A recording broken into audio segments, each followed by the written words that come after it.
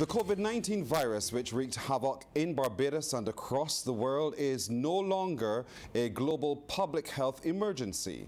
This was declared today by the World Health Organization. The announcement came from WHO Director General Dr. Tedros Ghebreyesus.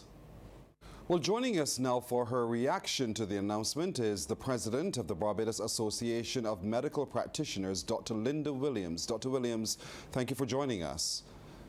Now, essentially, what does this mean for the global response to the pandemic?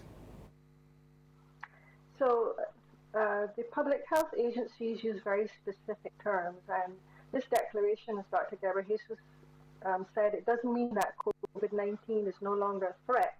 It means that the coordinated response between countries and the management of resources to manage the pandemic, that coordinated emergency response phase is over as far as WHO is concerned, and that's really because we have gotten to this place through good public health practices, vaccination, and decreased numbers of cases being noted in several countries.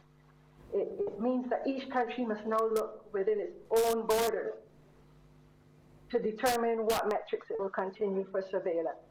We should therefore continue to monitor for new cases. We should also be looking at whether or not we have deaths and hospitalizations ongoing. And that's something that will, I'm sure, continue. But it doesn't mean that there is no COVID-19, that it has gone completely away. But the change in the global status, obviously, for a lot of people means drop your guard. So at the individual level, does it mean that we should abandon all of the precautions we've been taking up until now? So at an individual level, we have to use a very common sense approach. And people who have underlying chronic illnesses, people who have diabetes, kidney disease, who have cancer, immune suppression, and many other things that might suppress their immunity, that those people still have to continue to take precautions and should continue to take precautions along with those who take care of them. So I suggest that, people have a discussion with their doctors about what their risk is, and particularly if they're considering participating in group activities, and determine how you can move forward.